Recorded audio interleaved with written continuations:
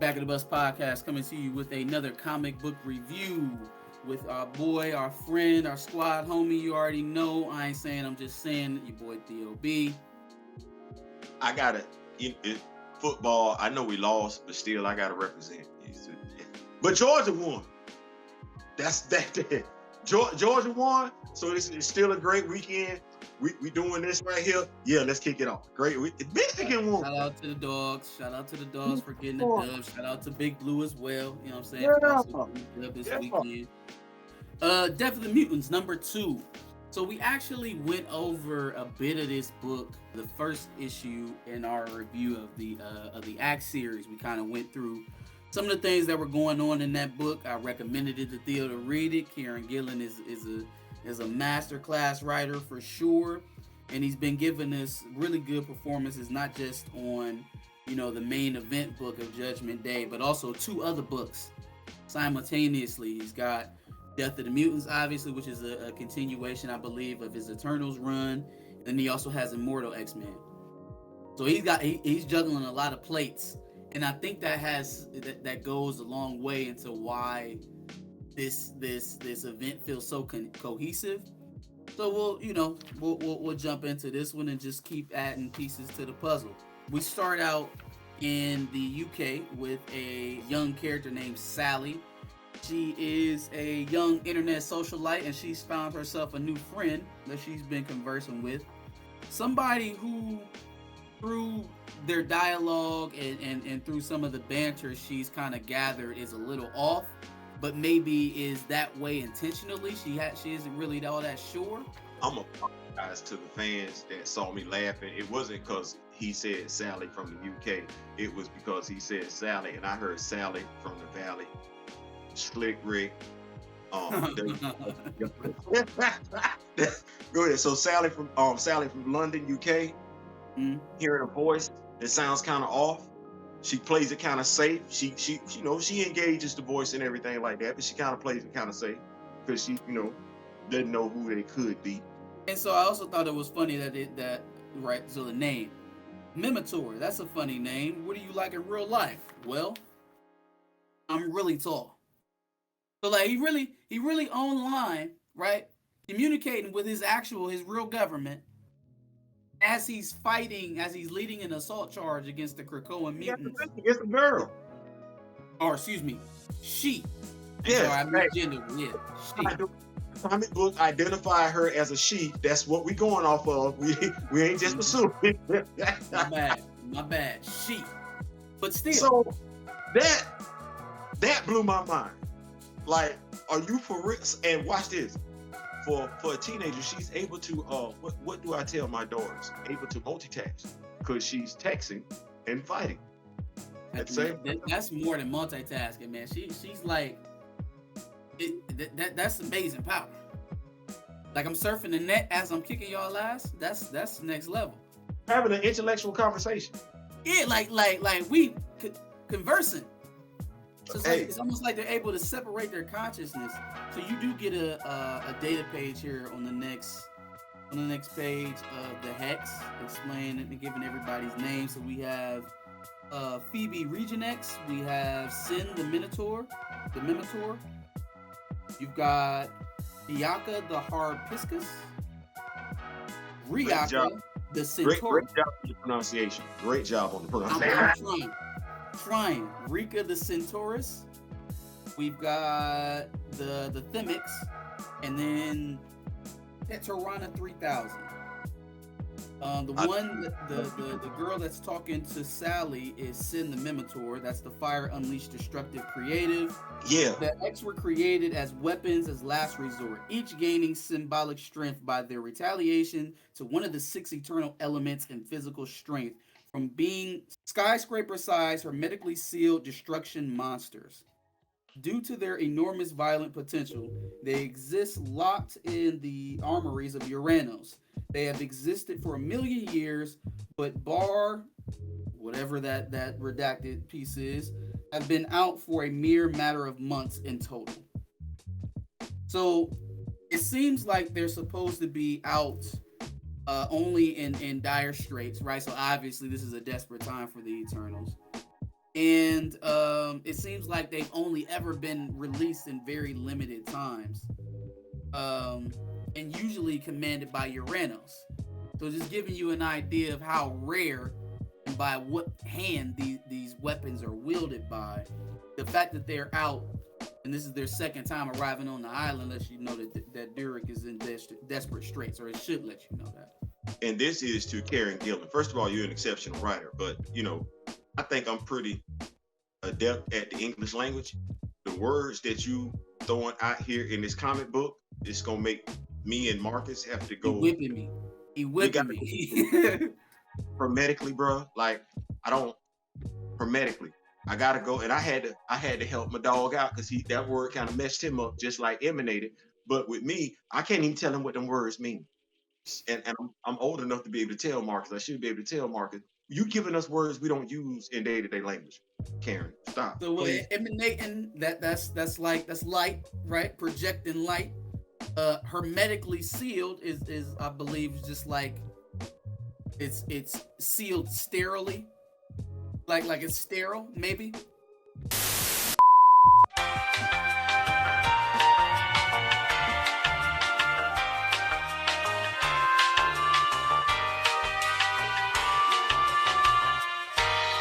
Here on the next page, we see our boy Crow is receiving a message from our White Queen. And in the middle of them going through their doomsday scenario, they find time to flirt with each other a little bit. Any signs of things to come, you think, in between Crow and Emma Frost? Furthering that alliance, or is this just some playful banter? I like the banter. I do consider it flirtatious. I'm hurt that this ain't the Crow that I got. This is a further evolutionary step of his character. So I'm here for it. Like I said, when you told me about it, and I was like, oh, for real? Because just what we had been reading had been giving me some vibes. I mean, I got to check out Crow. So if y'all don't pick up this book for anything else, listen, pick up this for the Eternals. If you're an X-Men fan, pick the Eternals is what. If you're an Avengers fan, come on, jump on this Eternals wave. I ain't saying, I'm just saying. Another thing I like about the Eternals book is that they give you the dialogue from the machine, right? As kind of like the de facto narrator of the book. And so there's a part in here where they're talking about the similarities between mutants and deviants. Are mutants deviants? They pop up on the Eternals radar as deviants. So and on top of that, that is what allows Crow to jump on board with them. It's like, if you are seen to my enemy as me, you are me, essentially, or you're at least enough of me for me to fight alongside of you. There's no need for this extra classification. You can be a mutant, I can be a deviant, but at the end of the day, Eternals see us all the same, right? As excess, something to be done away with. So in that interest, the enemy of my enemy, maybe Watch there's some contextual. If you had any doubt to it, watch me pull up on your set. And you trying to figure out how I got here. Cause we can't right through the gates, right? We can't vote. Straight through the gates. I'm straight through the gates. Now, here on the next couple of pages, we get a bit of a moral dilemma, I feel like, right? So the thing with deviants is that they age a lot faster than both Eternals and humans, right? And they reach a certain point in their lifespan where they evolve beyond the point of any type of cohesive being. They just become this like amalgamation of blob, just a blob of teeth and all kind of stuff, right? You kind of see it in the cage there. That was a nasty looking creature. So Crow is actually using these creatures to attract the Hex. So basically using them as bait. So these are deviants that have evolved to the point of not really being sentient anymore.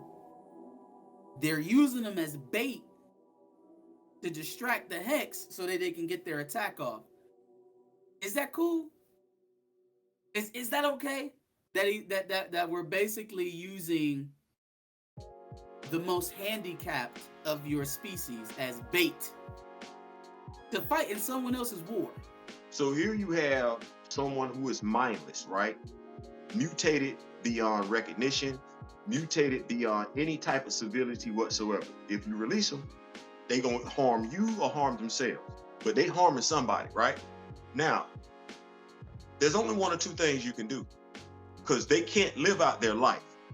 They're going to harm somebody. Like, you got to keep this creature caged up. Is that really what you want to do at the end of the day? Keep a creature caged up? You can't release it, you can't cage it, and you could kill it. You put it out of its misery, but then that raises a moral question in and of itself. What they've done is someone who had no control over how their body was going to mutate, allowed them to go out in a manner some might argue is honorable. They go out fighting against their enemy. I'm not saying it's right. I'm not saying it's wrong. I'm saying some people might view it like this, because at the end of the day, with the way this creature has mutated, this deviant has mutated, what are the options we looking at on the table? Like, if we were looking at realistic, we let you live out your life in a cage, and they already have the deviant in a cage, right? Mm-hmm. Or we kill you ourselves, kill you our brother. We can't release you. Or we use you when we can use you, which is in a hostile situation against our enemy, where you get to do some good. Like I said, you did raise an excellent point. It's a lot of moral questions on the table. I just would not want to be the one that had to make that decision. Hey, I'm not choosing either way. I just wanted to present the moral dilemma so you can talk through it. So I appreciate it. In Acts 3, Judgment Day 3, we actually went through the whole doomsday scenario where we actually try to take a shot at the Celestial, and you see that kind of walk through here with the first battle of the Progenitor, which actually ended up being a facade, ended up being a projection from the Celestial itself. So they actually kind of walk you through that in this this data page of the book. And then on the very next page, we get a conversation between Emma Frost and Crow in the aftermath. Emma is obviously feeling a little bit dejected after their plans didn't work, and then also she's been judged. Right, I think it was in Immortal X-Men, the tie-in to this one, where they showed just who it was that was judging Emma, and it was all of the children, of course. Right. And so she's already had her decision made against her. Crow is telling her, well, hey, listen, if you feel judged by a Celestial, why don't you just join the club? Don't rest on your laurels right now. This is not the time to feel sorry for yourself. So let's get back on the horse. Erisham, the judge of Lumi. Right? Yeah. So that's who the new Celestial God appears to Crow as. And on his judgment, he basically reams the God out and tells him, like, look, man, I thought you may be a more just God, a different one than what we've already had with Celestials. But if you're not, then it's screw you like it was screw you before. Like, this doesn't change anything for me, and I think that's the interesting part about this book in particular, because yeah, you see the Deviants pop up in other books, but this is the one that actually does the background work to tell you obviously the connection and the relationship between Eternals and Deviants and the Celestials, and what that relationship looks like. Like, what would your relationship to your God be if your God dictated that you be eradicated from the earth? Yeah, I think it's one of them things where, and we gonna see it. I ain't gonna do it right now, but I thought it was telling, and I'll mention it again. But I thought it was telling. It's one of those things where, what would you say if your life has not been the best, and you came face to face with the God that you pray to? And at that particular point in time, knowing everything that you've been through, that God is coming to you to judge you. I don't know what that would be like. Like, if you lived a hard life through no fault of your own, and the God that you praise to comes to judge you, everybody ain't gonna do the same thing. And I would like to be the fly on the wall for some of the conversations. Progenitor sitting there with the even thumb, and as bad as he wants to thumbs down the deviant excess that he's looking at, he reverses course and gives him a thumbs up. Not only that, but because the deviants so willingly just went into war with the mutants without asking question, every single deviant passes. So it's gonna help out with some of the negative numbers they've been getting from the humans and mutants. Watch this. Crow did something Steve Rogers wasn't able to do. Mm, Think about that for a second. yeah. Regardless of how people want to perceive Crow, look at Crow. Crow has got his people to move in a unified manner in which Steve Rogers never has. I will say the whole Steve Rogers being judged thumbs down seems a little bit like shock value-ish.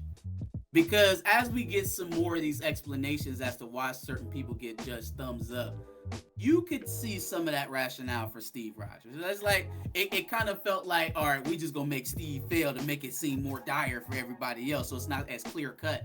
But as we get some of these rationales, Steve probably could have got a pass. Here's why I would challenge that. Is because as long as I've been reading comics, Steve is American, but Steve turned a blind eye to a lot of stuff. Like when Scott called him out on the fact how, like, hey, we've been getting over here persecuted. Y'all ain't did nothing. Let's forget the X-Men going to war, fighting against the Avengers. Let's forget that. Steve Rogers had stood on the outskirts while the whole Sentinel program went down. Now, this is a United States federally funded program, and he just sat over here, he chilled out. Even if we don't talk about the social justice issues that Sam Wilson was fighting against as Captain America, ironically enough, Steve was around and was like he was too big to be caught up with the stuff that was going down in the bottom, which is crazy. You're supposed to be this symbol of America, and America is everything. It's not just the shiny stuff you and Tony Stark. It's this stuff down here on the streets. You're not touching these issues down here on the streets. You're not getting involved when other superheroes are being persecuted just because of, watch this. How does anybody know somebody mutant in the first place? Like, if you don't tell, that's a different story. Let's go. Let's keep it going. All the Deviants got judged thumbs up, right? Now it's the Eternal side. We're going through some Eternals. So Durig is wondering how he will be judged. Not just Durig, but the machine itself is also wondering how it will be judged, right? Like everybody. He said everybody in this situation is getting judged. He actually comes for Uranos first. But Uranos says, hey, look, man, you here way too early for me. I got stuff to do. I'm not finished. I'm not done. And the Celestial agrees. That's what he said. He said he ain't done. I like how he said that. He ain't bad done. enough to turn the Celestial God away. Like Uranos is something else. Uranos is that dude you don't kick it with. You don't know where he at. You don't kick it with him. You ain't got his phone number. You don't even want him coming around your house. Because they ain't gonna never go. You know what Uranus is? Uranus is the dude that's always got on some black Air Force Ones. Yo, no, that big black Air Force One's energy. Big black Air Force One's energy for sure. For sure. No, black Air Force Ones and jean shorts. Yes. Boy. Show hey. A long white tee. Hey, with white socks on. Yeah, for sure. For sure. Fresh out. All right, so we're back on Avengers Mountain, and the Eternals are putting together a machine to communicate with the Celestial God. As soon as it's ready, your boy Icarus takes command and tells them why all Eternals should die. Right? Death to all Eternals. He even gives, who is that? Is that Makari or Cersei? That's Makari. No, that's Ajax that he hit with the light beams. Okay, you knew what I'm talking about. Cool. He hit Ajax with the light beams real fast. Like, hey man, let me speak truth. We all need to be gone. All of us. So, right in the middle of his temper tantrum, the god actually responds to Icarus and says, I'll consider it whether or not you actually need to be eradicated. Now I consider my faithful priest my man of craft. You made me with purloined knowledge in your ambitious plans and Tony Stark. And even with all that, you thought it would turn out well. Basically, y'all thought that y'all was going to work the process. You thought that you were going to make me in your image so that I would essentially save you. Right? That I would come in and do your bidding. And that's not the case. He does ask each of them, knowing what they know now, would they take the same course of action? The three of them being Phastos, Makari, and Ajax, right? Phastos, real one, says no. I thought it the lesser of two evils, and it wasn't. I absolutely will not do this again. Makari says, no, I needed more time to prepare. You were flawed. You could have been done better given time. 2 honest answers. Ajax is going to give the most deferential answer, but I still think it's pretty obvious. She says, yes, because we do not truly know if you are flawed. This is a time of test. One must have faith in their gods. Fastos passes, Makari fails, and Ajax, we will defer for now. And Icarus, I will consider you longer. Fastos then asks why he passes and Makari fails. The Celestial replies, Makari regrets, but presses on. She has done nothing to turn back. Conversely, you gave the X-Men assistance in their attempt to destroy me, and they lose their shit. Ajax get pissed and blast Fastos. I thought that was pretty funny. He dropped that little nugget there at that convenient time. We're in the Hall of Blaze. That's the private collection of Jack of Knives. Him and Cersei need a special pick to get a lock open that's going to release Star Fox. It's the brother of Thanos. Now, we did see that, he gets brought out to help in the efforts to try and connect with the Celestial God. I believe that happened in Acts number 3, Judgment Day number 3. I just want to send a shout out to Star Fox and his John Travolta Staying Alive superhero inspired outfit. Like straight out of 70s disco, right? Also, it seems like his time in the Exclusion has given him new perspective. He's coming out of there with a whole nother attitude, it seems like. This is not the Star Fox that I was reading back in the day with the Avengers. That Star Fox, his moral compass was jacked up. This one looked like the time and way did him some good. Sounds like it did him some good. Cersei, Jack of Knives, and Star Fox all go on a little field trip to another cell where they talk to Thanos' mother. Star Fox comes by and says it hasn't come to judge me yet. What about you? It actually has come to see his mother. Says that it declined to judge her yet. It has not decided her worth. Even Thanos on her tally, it has not decided her worth. This why right here.